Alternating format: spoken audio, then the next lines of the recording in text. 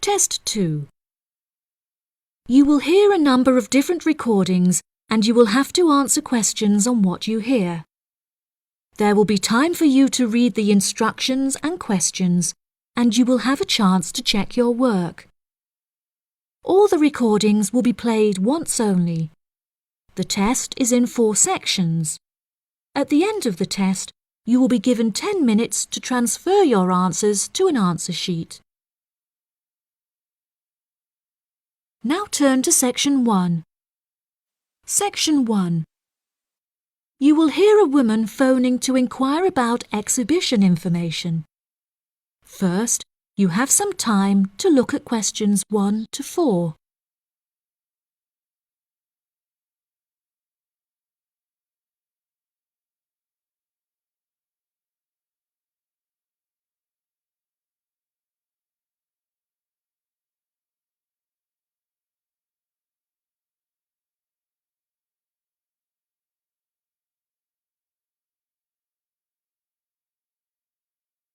You will see that there is an example that has been done for you. On this occasion only, the conversation relating to this will be played first. Good morning. You're through to the events coordinator at the Birmingham City Council. How may I help you? Hello there.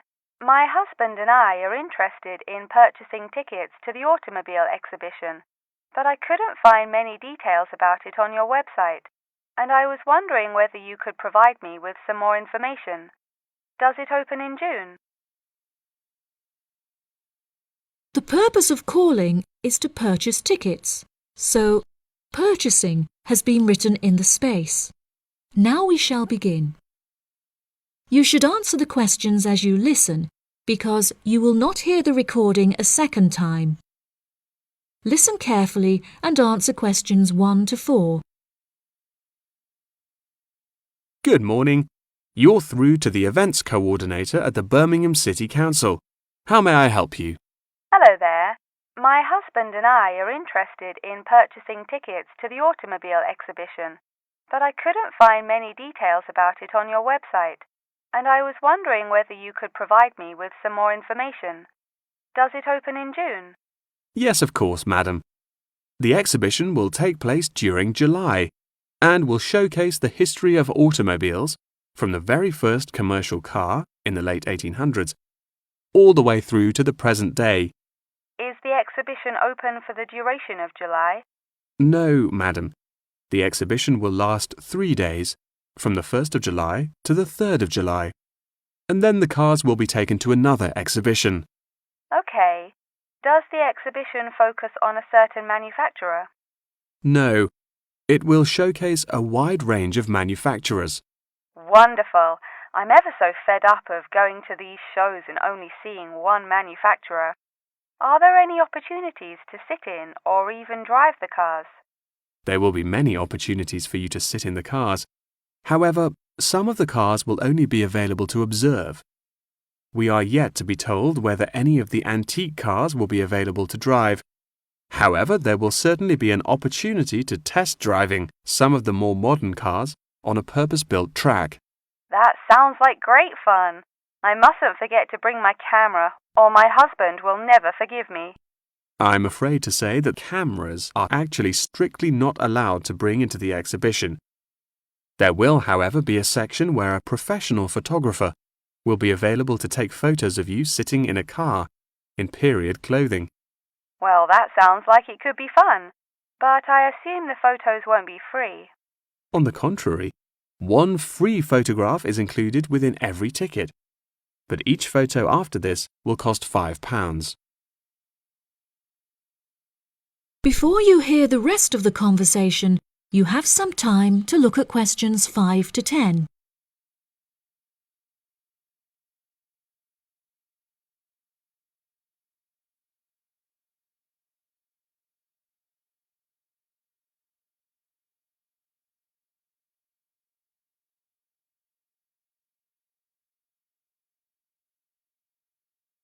Now listen and answer questions 5 to 10. That's a nice surprise. Not many things are free anymore. I've been asking around about the ticket prices, but I haven't yet had a definite answer. Is it correct that the tickets are £100, whether you buy them now or on arrival? I'm afraid not.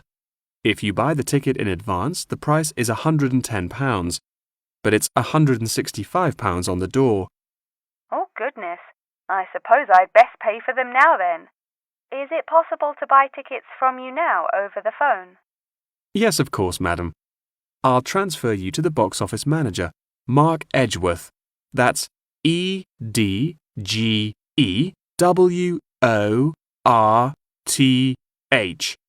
And he will probably need to take your credit card details and some personal details. Yes, that's fine. Before you transfer me, I just need to ask a few more questions. Will the exhibition be held in the Birmingham Exhibition Centre? I think that's where I went last time. No, madam. The Birmingham Exhibition Centre is currently undergoing some renovations, so this year all exhibitions will be held in the Summer Palace. Summer Palace? I'm not entirely sure where that is. Well, it's not too far from City Centre. Once you're in the centre, you should be able to find signs for the palace. If not, most people in Birmingham will be able to direct you. Neither my husband nor I am particularly good with directions. Is there anywhere I can find this information on the internet? Our website will give you an address. Perhaps you could visit www.directions.com for more detailed information, and they should be able to provide you with step-by-step instructions. Okay. And is this the best way to contact you, by phone? I think the most convenient way to contact us is inquiring online, which is much simpler than having to dial various different numbers to reach the right person.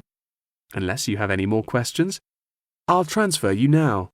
No, that's great. Thank you for your help. That is the end of section 1. You now have half a minute to check your answers.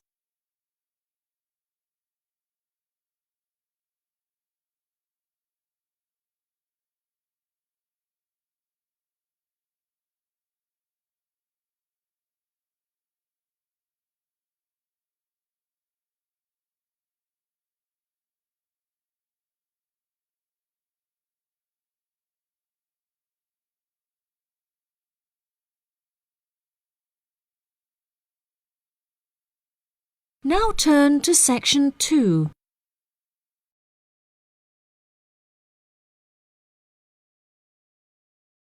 Section 2. You will hear a presenter interviewing a student on a radio show. The student is talking about her experiences of mountain climbing. First, you have some time to look at questions 11 to 14.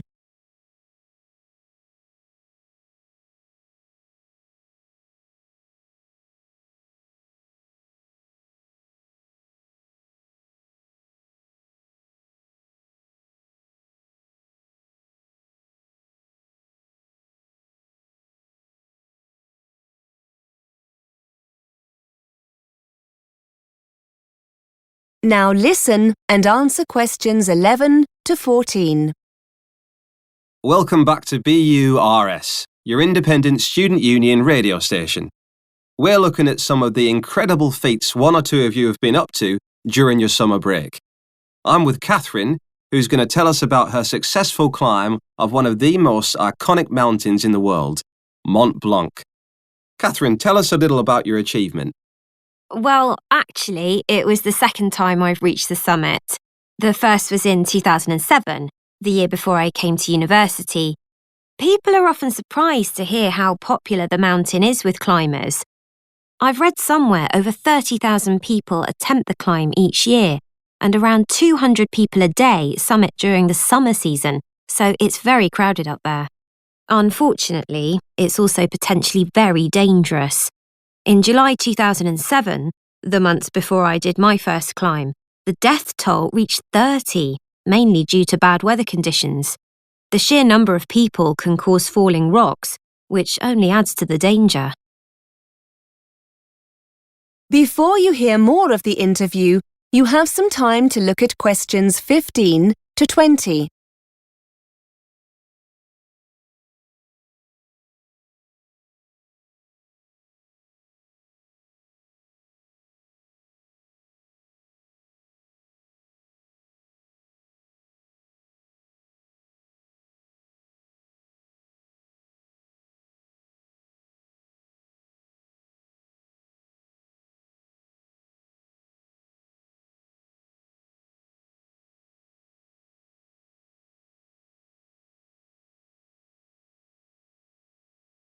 Now listen and answer questions 15 to 20. So why did you do the same climb twice? And was it easier the second time around? In many ways, they were totally different experiences. The first time I went as part of an organised group. There were about 20 of us, and we took 4 days to summit. It was much more of a sociable experience compared to the second climb. This year, I decided to go solo with just one overnight stop. I felt more confident having already summited once, and I wanted to face the challenge of being in control. Actually, you're never really alone. There are other climbers and groups around all the time, but I suppose being alone made me feel more intrepid. The first climb was quite difficult as the weather was very changeable, and we found ourselves climbing in very cold, windy conditions. We were in a group, so we offered each other encouragement, but it was still very difficult. The weather this time was wonderful. Plus, I also spent a few days beforehand in Chamonix and acclimatised myself more to the altitude. This certainly made it easier. You can achieve the same thing by climbing some of the smaller peaks in the area first, but I wanted a more leisurely start. It was fantastic. I thoroughly enjoyed it. Did your experiences on the first climb help you the second time around? I'm wondering if you have any useful advice for others planning on doing something similar. Well, because the climb's becoming so popular, I think people don't always give it the respect it deserves. And I'm not talking here about the physical condition you need to be in to take on a challenge like this, or having the right equipment. That goes without saying. I think what took me by surprise more than anything else was the extreme weather conditions, even in the summer. For those who want to summit in a single day or two, the climb will often start early in the morning, so you'll need to make sure you're wearing enough layers to protect yourself from the cold and wind.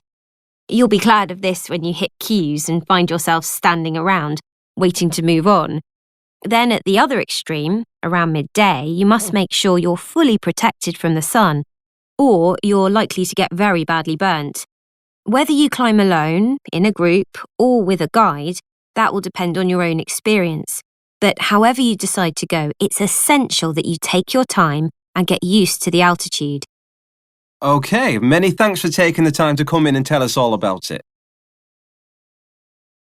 That is the end of section 2. You now have half a minute to check your answers.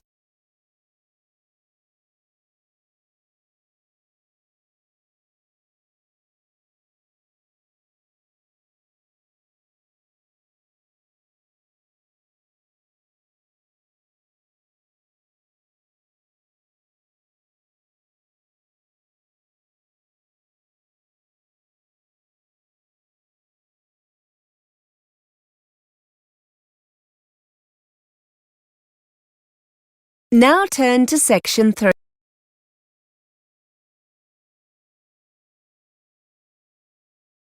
Section 3. You will hear 2 students called Dan and Jeannie discussing their studies at university. First, you have some time to look at questions 21 to 26.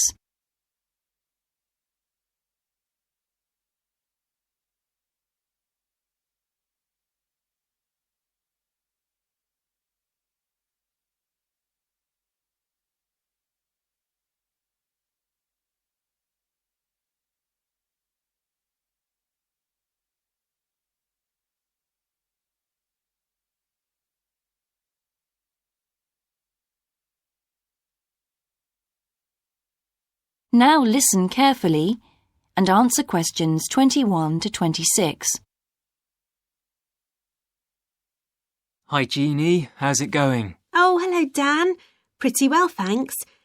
Have you managed to get the money for the course yet? Yes, that's all sorted out now, thanks. It took long enough, though. It was practically a year ago that I applied to my local council for a grant, and it took them 6 months to turn me down. That's really slow. And I thought I was eligible for government funding, but it seems I was mistaken.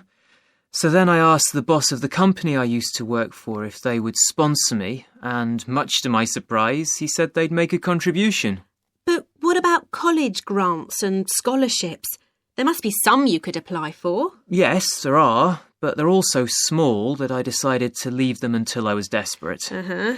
And in fact, I didn't need to apply. My parents had been saying that as I already had a job, I ought to support myself through college. But in the end, they took pity on me, so now I've just about got enough. That's good. So now I can put a bit of effort into meeting people. Haven't had time so far. Any suggestions? What about joining some college clubs? Oh, right. You joined several, didn't you? Yes, I'm in the drama club. It's our first performance next week, so we're rehearsing frantically, and I've got behind with my work, but it's worth it. I'm hoping to be in the spring production too. I've never liked acting. Are you doing anything else? I enjoyed singing when I was at school, so I joined a group when I came to college. I don't think the conductor stretches us enough, though, so I'll give up after the next concert. And I also joined the debating society.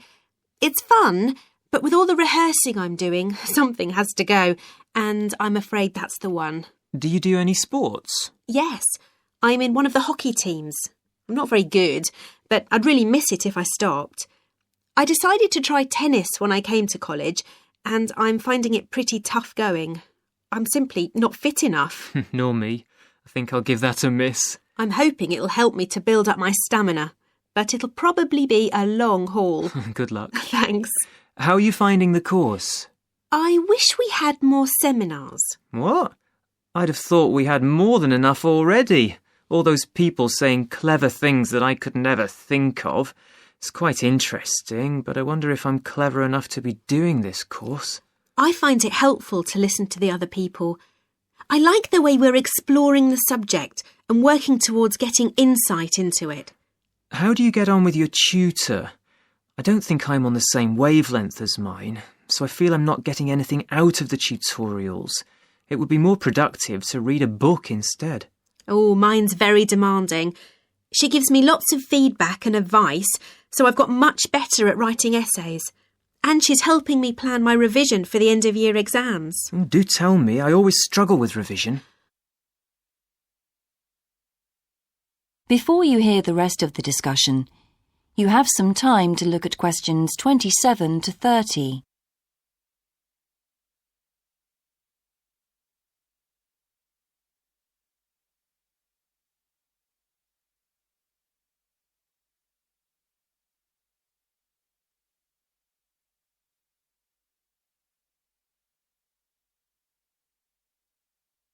Now listen and answer questions 27 to 30.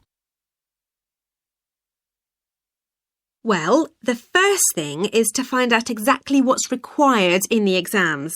Would it help to get hold of some past papers? Yes, they'll help to make it clear. Right, I'll do that. Then what? Then you can sort out your revision priorities based on what's most likely to come up. I put these on a card and read them through regularly. Uh-huh. But that isn't enough in itself. You also need a timetable to see how you can fit everything in the time available. Then keep it in front of you while you're studying. I've done that before, but it hasn't helped me. Maybe you need to do something different every day. So if you break down your revision into small tasks and allocate them to specific days, there's more incentive to tackle them. With big topics, you're more likely to put off starting. Good idea. And as I revise each topic, I write a single paragraph about it. Then later I can read it through quickly and it helps fix things in my mind. Oh, that's brilliant. I also write answers to questions for the exam practice. It's hard to make myself do it, though. Well, I'll try. Thanks a lot, Jeannie. That's a great help. No problem. See you around. Bye. That is the end of section 3. You now have half a minute to check your answers.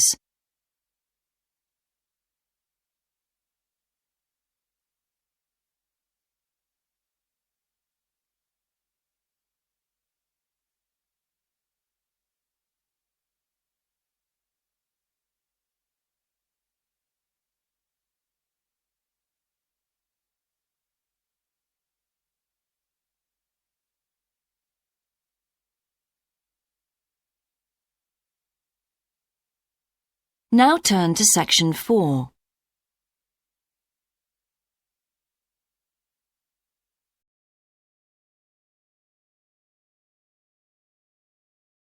Part 4. You will hear a zoology student giving a presentation on the process of moving wild elephants to a new reserve, known as translocation. First, you have some time to look at questions 31 to 40.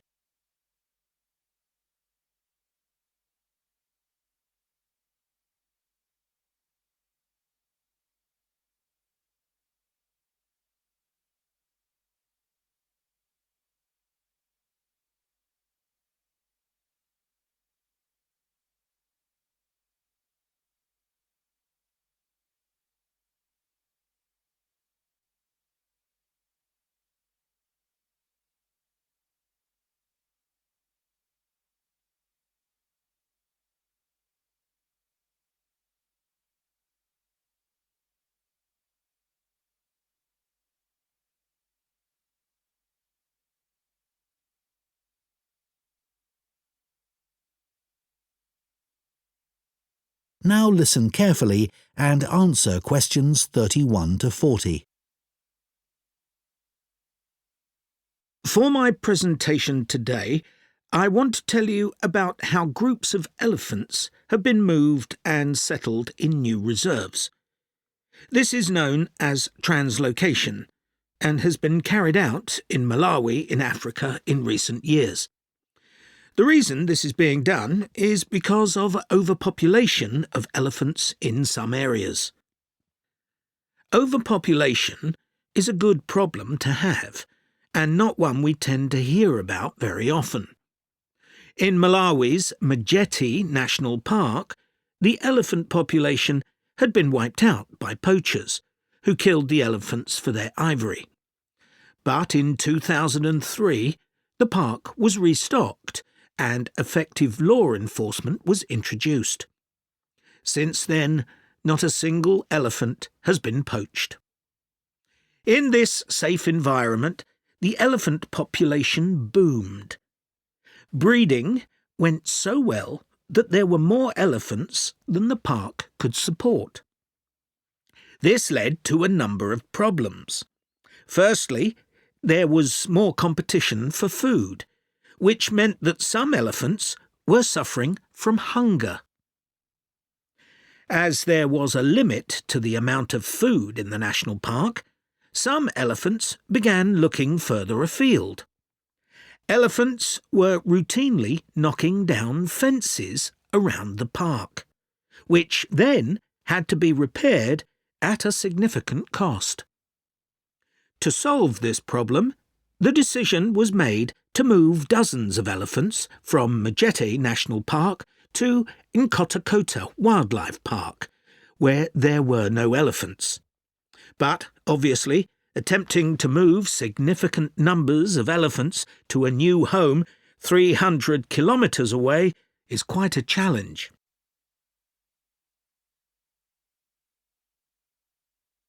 So, how did this translocation process work in practice?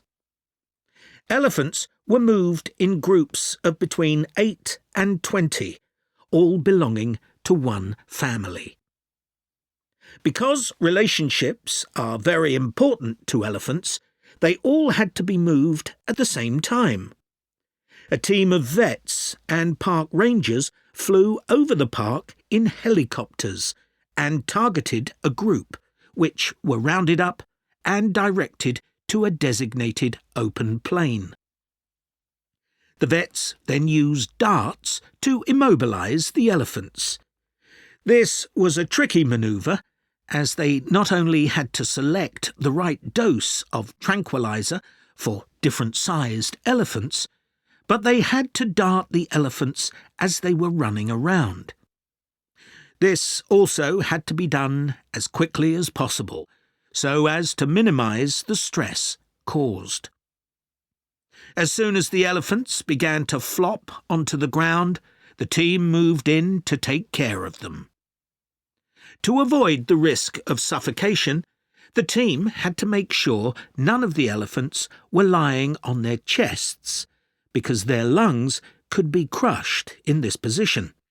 So, all the elephants had to be placed on their sides. One person stayed with each elephant while they waited for the vets to do checks. It was very important to keep an eye on their breathing. If there were fewer than 6 breaths per minute, the elephant would need urgent medical attention. Collars were fitted to the matriarch in each group so their movements could be tracked in their new home. Measurements were taken of each elephant's tusks. Elephants with large tusks would be at greater risk from poachers, and also of their feet. The elephants were then taken to a recovery area before being loaded onto trucks and transported to their new home. The elephants translocated to Nkota settled in very well, and the project has generally been accepted to have been a huge success, and not just for the elephants. Employment prospects have improved enormously, contributing to rising living standards for the whole community. Poaching is no longer an issue, as former poachers are able to find more reliable sources of income. In fact, many of them volunteered to give up their weapons, as they were no longer of any use to them. More than 24 elephants have been born at Nkota since relocation. With an area of more than 1,800 square kilometres, there's plenty of space for the elephant population to continue to grow. Their presence is also helping to rebalance Nkota's damaged ecosystem and providing a sustainable conservation model which could be replicated in other parks. All this has been a big draw for tourism, which contributes 5 times more than the illegal wildlife trade to GDP, and this is mainly because of the elephants. There's also been a dramatic rise in interest from... That is the end of Part 4. You now have 1 minute to check your answers to Part 4.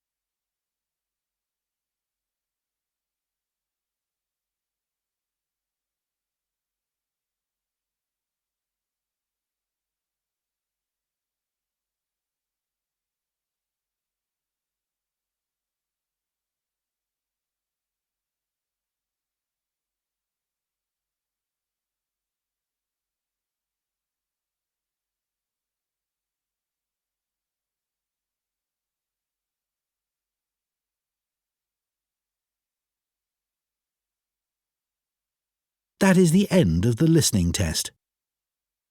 In the Ielts test, you would now have 10 minutes to transfer your answers to the listening answer sheet.